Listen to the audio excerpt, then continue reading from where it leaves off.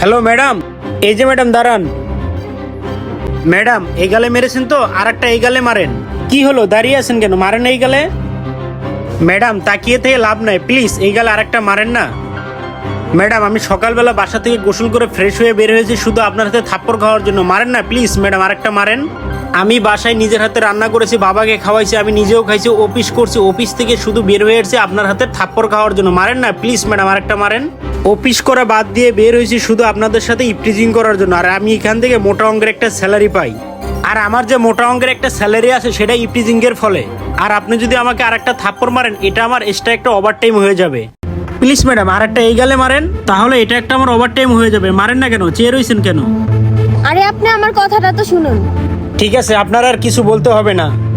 সকালবেলা 2-4টে খেয়ে বাসা থেকে বের হয়েছি, কখন এসে রাস্তায় আপনাদের সাথে আমরা ইপটিজিং করব। আমরা মধ্যবিত্ত সংসারের ছেলেরা চিন্তা ভাবনা করি কখন ডিউটি ফাঁকি দিয়ে রাস্তাঘাটে এসে মেয়েদের সাথে ইপটিজিং করব।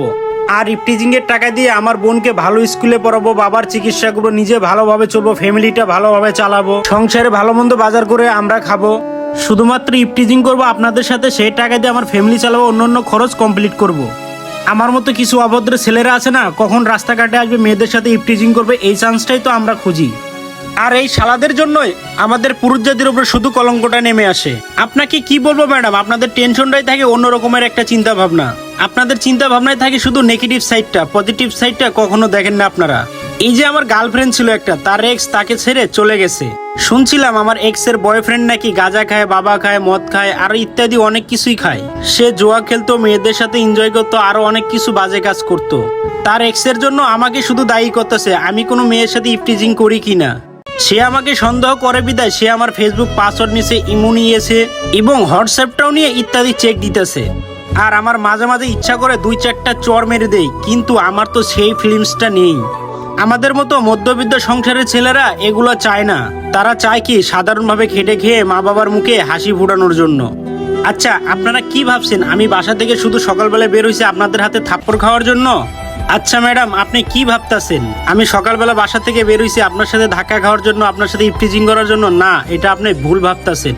ম্যাডাম আমরা সবসময় এটা ভাবি যে কখন অফিস শেষ করে বাসায় যাব, মা বাবার সাথে সময় দেবো, ফ্যামিলিকে নিয়ে ভালো থাকবো।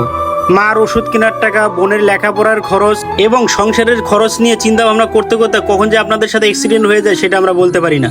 এই ঘটনাটা ঘটার ফলে আপনারা কি ভাবেন, ইচ্ছাকৃতভাবে আপনাদের সাথে ধাক্কা খাই আর ইপটিজিং করি। শোনেন ম্যাডাম, সব ছেলেরা বুকের ভাঁজ আর কোমরের মাঞ্জা দেখে পাগল হয়ে যায় না। শোনেন ম্যাডাম, সব ছেলেকেই কুকুর ভাববেন না। একটি ছেলে আপনার সাথে কুকুরের মতো আচরণ করেছে দেখে আপনি কি সব ছেলেকেই কুকুর ভাবতে পারেন? এটা কখনোই সম্ভব না। শোনেন ম্যাডাম, সব পুরুষের ভিতর 2টা পুরুষ আছে, একটা হলো আপনার বাবা আর একটা হলো আপনার ভাই। আর এই 2টা লোককেই সম্মান দিতে শেখেন। যারা আপনার সাথে কুকুরের মতো আচরণ করে তাদের সাথেই কুকুরের মতো আচরণ করেন। ঠিক আছে ম্যাডাম, তাহলে ভালো থাকবেন।